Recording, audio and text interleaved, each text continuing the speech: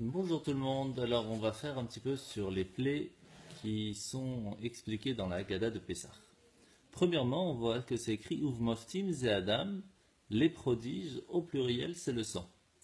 Pourquoi au pluriel? Alors il y a plusieurs raisons.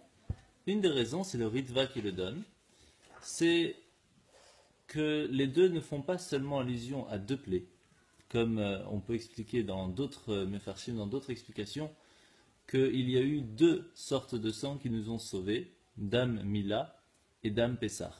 Le sang de la circoncision et le sang du Korban Pessah que nous avons mis sur les portes au moment de la plaie des premiers-nés.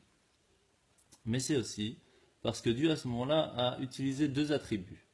Celle de la rigueur, Midatadin, ça c'était pour se frapper les Égyptiens, mais il y avait aussi celle de la miséricorde qui protégeait les Bnei Israël de chacune des plaies. Et c'est pour cela que c'est écrit au pluriel, Uvemaftim, ces prodiges étaient dans chaque plaie. Ça c'est par rapport à la base des plaies. Maintenant on va voir chaque raison par rapport à chaque plaie, qu'est-ce qui s'est passé exactement et quelle est la raison. Premièrement, il faut savoir que c'est Dieu lui-même qui a choisi d'envoyer les Bnei Israël, les Juifs, 400 ans en esclavage, et qui a duré en fin de compte 210 ans. Donc, si c'est lui qui l'a déjà dit à Abraham, pourquoi est-ce que les Égyptiens ont été frappés par rapport à ça, puisque c'est Dieu lui-même qui a choisi? Pharaon n'a fait que suivre les ordres. On va voir que chaque plaie a été envoyée parce que Pharaon et les Égyptiens n'ont pas seulement mis en esclavage comme c'était prévu, mais en ont profité, ont exagéré et ont rajouté sur l'esclavage qui était prévu des Béné Israël. Alors premièrement, la première plaie, c'est la plaie du sang. Pourquoi l'eau a été frappée la première et aussi par le sang? Parce que Pharaon et les Égyptiens idolâtraient le Nil. Dieu leur dit donc, je vais frapper leur Dieu en premier et ensuite son peuple. Les eaux du Nil avaient une odeur catastrophique, ce qui a humilié grandement les Égyptiens en voyant leur Dieu humilié et frappé ainsi. Alors pourquoi frapper par la plaie du sang? Parce que c'est eux-mêmes, les Égyptiens, qui avaient tué les Hébreux en jetant les garçons dans le Nil.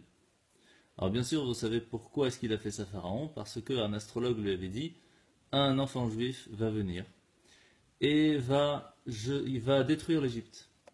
Et donc, qu'est-ce qu'il a fait? Il a demandé à ce que tous les nouveau-nés soient jetés directement dans le Nil, qui était leur Dieu, pour être sûr que aucun enfant pourrait détruire l'Égypte. Jusqu'au jour où Moshe a été mis sur le Nil. Et un astrologue est venu le dire à Pharaon, ça y est, l'enfant qui devait être tué a été mis dans le Nil.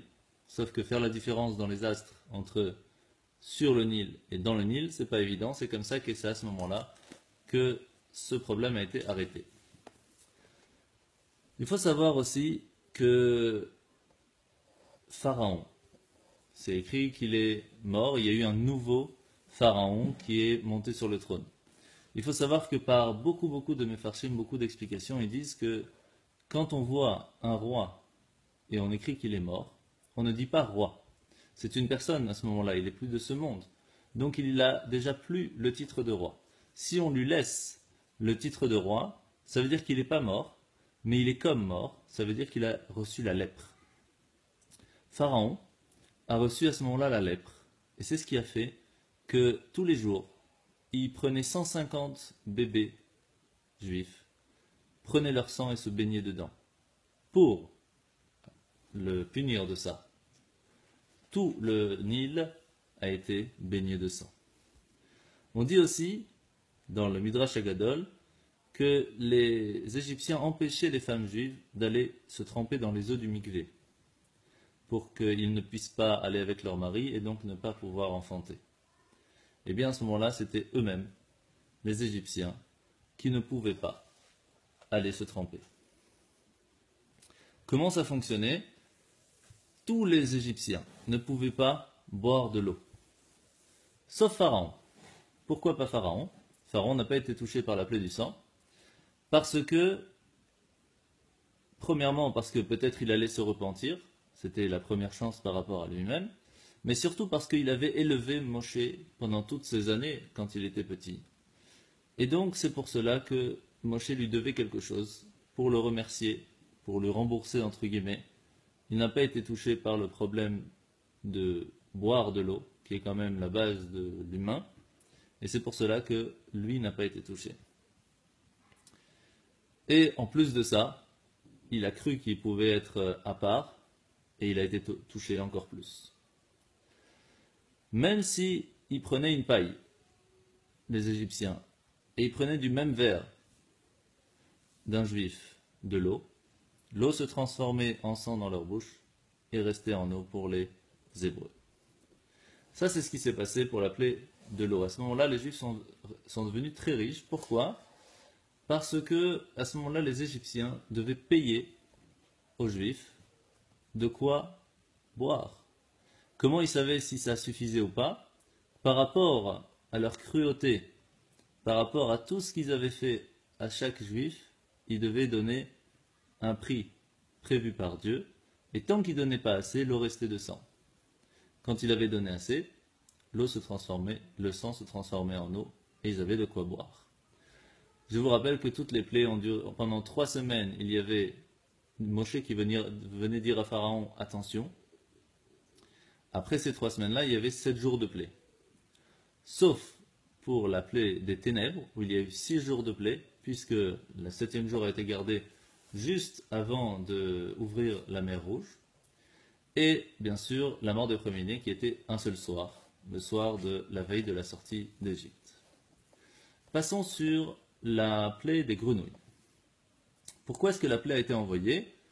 Parce que très souvent, les Égyptiens envoyaient les enfants d'Israël sortir, capturer des reptiles ou toutes sortes d'animaux pour leur amusement.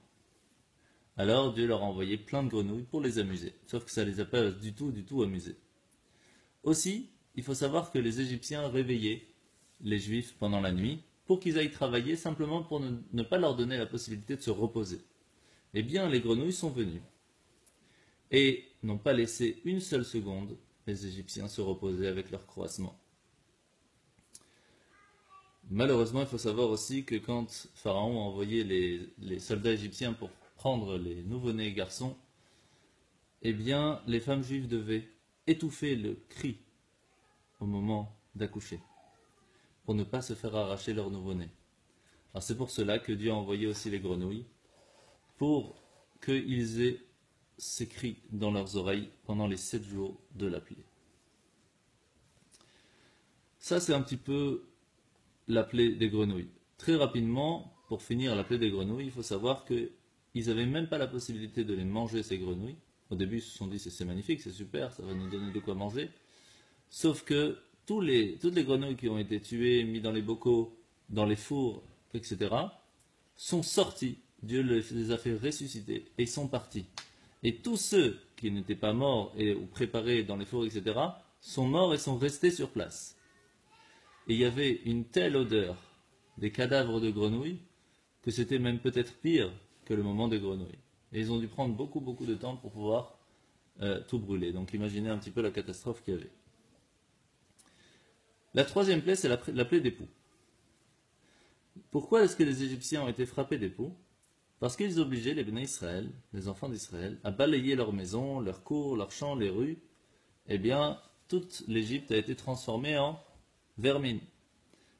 Et aussi parce qu'ils empêchaient les enfants d'Israël de se laver, eh bien la vermine est venue et a fait souffrir de la même façon qu'ils ont fait souffrir les Juifs. De la même façon, les Égyptiens forçaient les Juifs à travailler la terre et à fabriquer des briques. Eh bien toute la terre s'est transformée en vermine, ils ne pouvaient plus rien faire. Toute l'Égypte, toute la poussière d'Égypte se transforma en vermine. Pourquoi c'est précisé comme ça? Parce que on voit que pendant les 2 premières plaies, les sorciers égyptiens disent à Pharaon, voilà, nous avons réussi à faire la même chose, nous avons réussi à transformer l'eau en sang, à ramener des grenouilles, mais quand ils sont arrivés à la plaie des poux, ils ont dit une phrase, c'est le doigt de Dieu. Pourquoi? Simplement parce que la sorcellerie n'a pas d'emprise, de possibilité sur une chose, si c'est plus petit que la taille d'un grain d'orge. Et à ce moment-là, un pouce est beaucoup plus petit. Et donc, Il n'y avait pas besoin de faire un miracle plus grand, simplement en amenant l'époux, ça a montré la force de Dieu. Ça, c'est les trois premières. Passons maintenant à la quatrième. La quatrième, c'est la plaie de Harov, les animaux sauvages. Pourquoi Dieu frappa les Égyptiens de cette plaie? La raison la plus simple, c'est parce que il demandait très souvent d'aller capturer des lions, des ours, etc., afin de les faire souffrir. Eh bien, vous imaginez que pour pouvoir attraper un lion, un tigre, etc., c'est pas du tout évident. Donc, malheureusement, il y avait des juifs qui se faisaient tuer à ce moment-là. Eh bien, ils pensaient se divertir avec des animaux sauvages. Eh bien, ils ne se sont pas du tout divertis quand est arrivé les animaux sauvages pendant la plaie de Harov. Aussi, les Égyptiens forçaient les enfants d'Israël à travailler depuis leur âge tendre, depuis tout petit. Eh bien, mesure pour mesure, les animaux sauvages s'emparaient des enfants des Égyptiens. Et c'est pas seulement des animaux sauvages qui sont arrivés. Toutes sortes de reptiles, des scorpions, des rats, des guêpes, des moustiques. Plein sont arrivés. Tout ça pourquoi? Pour venger tout ce qu'ils ont fait, les Égyptiens, au moment de l'esclavage des Béné Israël, des Hébreux. Pourquoi? Parce qu'ils les envoyaient très souvent, tout seuls pour aller chercher de la paille dans les champs, dans le désert. Eh bien, malheureusement, quand on les envoie, quand on est seul ou même à quelques personnes et qu'on n'a pas d'armes pour pouvoir se protéger, eh bien, les animaux sauvages, c'est pas très compliqué pour eux. Et donc, mesure pour mesure, ils ont aussi ramassé. La cinquième plaie, c'est la plaie de la peste, des vers. Pourquoi les bétails des Égyptiens étaient frappés par la peste? Parce que, qu'est-ce qu'ils faisaient les Égyptiens?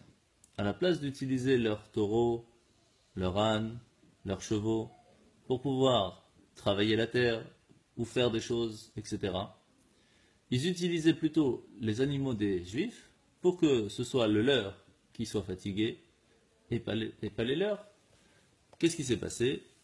Dieu leur a dit, vous pensez que les vôtres ne seront pas fatigués? Ça va être encore pire. Ils ne vont pas du tout survivre. On sait, d'après le Sefer Hayashar, que plus de 90% des bêtes égyptiens, donc 90% des bêtes égyptiens, sont morts à cause de cette plaie. Alors, on voit dans cette plaie de la peste une particularité, c'est que Hachem ordonna à Moshe de dire à Pharaon, Ve'ipla Hachem ben mikne Israël ou ben mikne Mitzraim, ve'lo yamut mikol livne Israël davar. Hachem distinguera entre le bétail d'Israël et le bétail d'Égypte, et rien ne périra de ce qui est venu Israël. Pourtant, c'est très bien que le peuple juif n'a pas été touché des autres plaies, sauf pour une, on ne va pas rentrer dans le détail. Pourquoi est-ce qu'il a précisé de l'annoncer à Pharaon? Parce que une des choses que Moshe disait toujours à Pharaon, c'est laisse-nous sortir d'Égypte pour qu'on puisse aille faire des sacrifices à notre Dieu. Et donc Moshe précède déjà l'argument de Pharaon en lui disant, s'il y a la peste qui va arriver, ne crois pas que les animaux des Béné Israël vont aussi mourir, puisqu'ils ont déjà été réservés pour faire des sacrifices à notre Dieu quand on sortira dans le désert. La prochaine plaie, c'est la plaie de Shechin, les ulcères. Pourquoi est-ce qu'ils ont reçu les ulcères? Parce que très souvent, ils demandaient aux enfants d'Israël de leur chauffer ou de leur refroidir les eaux de leur maison pour le bain. À présent, ils étaient tellement remplis d'ulcères, donc c'est des boutons très rouges qui étaient sur leur peau, qui ne pouvaient ni toucher ni l'eau froide ni l'eau chaude. Aussi, les Égyptiens faisaient travailler les Hébreux très tard, la nuit, ce qui les empêchait d'avoir une vie normale avec leur famille. Cette plaie les a fait tellement souffrir nuit et jour qu'ils arrivaient sans aucune possibilité à avoir une vie normale. Et les ulcères recouvraient tout leur corps. Les bêtes des Égyptiens aussi ont été frappées. Les magiciens égyptiens ont souffert de ces ulcères jusqu'à la fin de leur vie. Ça, c'est la seule plaie qui a duré sur les Égyptiens et qui ne s'est pas arrêtée après les 7 jours pour eux. Alors que pour les autres Égyptiens, ça s'est arrêté. Et c'est à la fin de cette plaie que l'esclavage prit fin définitivement. Avant ça, il y avait encore de l'esclavage. À ce moment-là, c'était fini. À quel moment ça a commencé après? C'est la plaie de la grêle, Barad. Pourquoi est-ce qu'il a envoyé la grêle? Parce que ça a détruit tous les plants d'arbres des Égyptiens pour les punir d'avoir obligé les Béné Israël à avoir planté des jardins, des potagers, etc. Commence à tomber. Au début, il y avait des éclairs, du tonnerre, la terre tremblait, c'était pas la pluie encore, c'était des pierres. Lorsque ces pierres tombaient à terre, du feu en sortait et brûlait tout ce qu'il y avait autour de lui. Lorsque des charbons ardents s'enfonçaient dans la terre, eh bien, ça sortait et ça frappait quand même. Donc ça a frappé vraiment toute la terre d'Égypte. Tous ceux qui ont réfléchi ont pris leur bétail et l'ont mis dans les maisons, mais ceux qui n'ont pas réfléchi avant, puisqu'ils ont entendu que Moshe leur a dit il va y avoir la grêle, ça va tuer tout le monde, ça va être la catastrophe, eh bien ça a détruit tous les arbres, toutes les racines, etc. Et si un Égyptien n'avait pas rentré ses animaux à la maison avant, eh bien il se faisait taper aussi. De la même façon que les Égyptiens frappaient sans pitié les Hébreux pendant l'esclavage, à présent Dieu a frappé sans pitié avec la grêle les Égyptiens. Alors, qu'est-ce qui s'est passé après? Les sauterelles.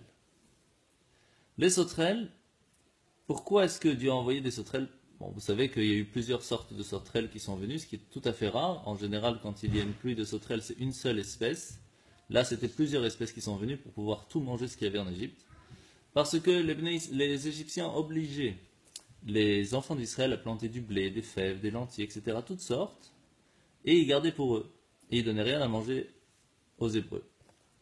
Tellement il y avait de sauterelles pour ça, que ils ont tout mangé. Donc ce qu'ils faisaient en fait les Égyptiens, c'est qu'ils préféraient manger les réserves des Hébreux, pour que eux aient leurs réserves toujours comme il le faut. Eh bien, les sauterelles ont tout mangé, toute nourriture, tout ce qui restait, tout ce qu'il y avait dans les champs, toutes les réserves, tout. Et il n'y avait plus rien à sauver à ce moment-là. Donc, Pharaon voulait déjà faire sortir les Juifs. Mais comme il y avait encore des choses qu'il avait fait, qui n'avaient pas été punies pour ça, Dieu a endurci son cœur. Et il a envoyé la plaie des ténèbres. Les Égyptiens ont été frappés par cette plaie. Pourquoi? Parce qu'ils avaient fait travailler les Hébreux depuis le petit jour jusqu'à des heures très avancées dans la nuit. Et même des fois, très avancées dans la nuit même. Pire que ça encore. De temps en temps, les Hébreux avaient été obligés de porter des torches sur leur tête pour éclairer les Égyptiens pendant la nuit. Jusqu'au moment où l'Égyptien a dit c'est bon. Alors l'obscurité qu'ils ont reçue à ce moment-là était telle qu'on ne pouvait plus rien voir. Les Juifs pouvaient tout voir, les Égyptiens ne pouvaient rien voir. Les 3 premiers jours, les 3 derniers jours de la plaie, pas seulement ils ne pouvaient pas voir, ils ne pouvaient pas bouger du tout. Et c'est à ce moment-là que les Juifs, comme ils pouvaient voir, ils passaient dans la maison des Égyptiens, les Égyptiens les voyaient, ils voyaient qu'ils regardaient partout dans la maison, sans prendre. Ils regardaient simplement où étaient les trésors cachés. Et c'est à la fin, avant de partir, quand Dieu a demandé à tous les enfants d'Israël d'aller demander des trésors aux Égyptiens, que si le voisin disait non, non, j'ai pas, le Juif pouvait lui dire je sais où tu l'as caché, je l'ai vu. Et la dernière plaie, la plaie de la mort des premiers-nés. Ça, c'est la première chose où on voit que à ce moment-là, Pharaon a dit à Moshe ne reviens plus. Ne reviens plus au palais. Donc, quand il a voulu que les enfants d'Israël puissent partir, eh bien, il y a eu un souci parce que Moshe n'est pas venu. Ce qui fait que c'est Pharaon lui-même qui a dû se déplacer pour aller dans le quartier des Hébreux et dire à Moshe partez. Comment ça s'est passé premièrement? Étant donné que les bébés des enfants d'Israël ont été jetés dans le Nil, c'est pour cela que les enfants premiers-nés des Égyptiens moururent dans cette plaie. Les premiers-nés des Égyptiens moururent. Pourquoi? Parce que ceux-ci avaient plâtré les enfants d'Israël dans les murs en guise de pierre. Et à cause de ça, ils ont reçu la plaie de la mort des premiers-nés.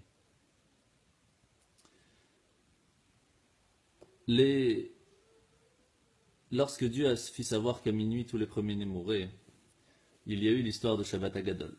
Le Shabbat avant Pessah qui est passé maintenant, c'est quelque chose d'extraordinaire qui s'est passé. C'est que les premiers-nés égyptiens eux-mêmes sont partis voir Pharaon, leurs parents, en leur disant mais on va mourir, laissez-les partir. Et ils n'ont pas voulu. Pharaon a endurci leur cœur. Hachem, a endurci le cœur du Pharaon. À ce moment-là, ils se sont battus, les premiers-nés égyptiens, contre les Égyptiens pour faire sortir le peuple d'Israël. Mais quand même, ça n'a pas suffi. Et il y a, en fin de compte, pendant la nuit, où on a fait bien sûr le sacrifice pascal, on a mis le sang sur les portes. À ce moment-là, Hachem est descendu lui-même pour protéger tous les bénis Israël, tous les juifs qui étaient en Égypte, et aucun premier-né juif n'est mort. Deux seuls Égyptiens ne sont pas morts pendant cette plaie qui était premier-né. Le premier, c'était Pharaon, pour qu'il puisse voir le miracle. Et le deuxième, c'était Bathia, la fille de Pharaon, qui était elle-même premier-née. Étant donné qu'elle a sauvé Moshe du Nil, l'a élevé et lui a tout donné, Dieu l'a protégée. Et c'est comme ça que les deux seuls premiers-nés ne sont pas morts pendant cette plaie. Et puis Pharaon sortit au milieu de la nuit en criant « Moshe et Aaron, où êtes-vous? Partez maintenant ». Bien sûr, Moshe et Aaron n'ont pas voulu partir le soir même, puisque c'était le soir de Pessah. Et depuis ce soir-là, nous faisons la fête de Pessah, nous racontons la Haggadah, et cette nuit s'appelle Leil Shimurim, une nuit de garde. C'est une grande ségoula pour la soirée du Seder de Pessah, de demander tout ce qu'on a besoin. Parce que on reçoit énormément de bénédictions cette nuit-là, alors profitez-en. Et je vous souhaite à tous et à tous déjà de passer un très très bon Pessah, Pessah, Kacher, Samer.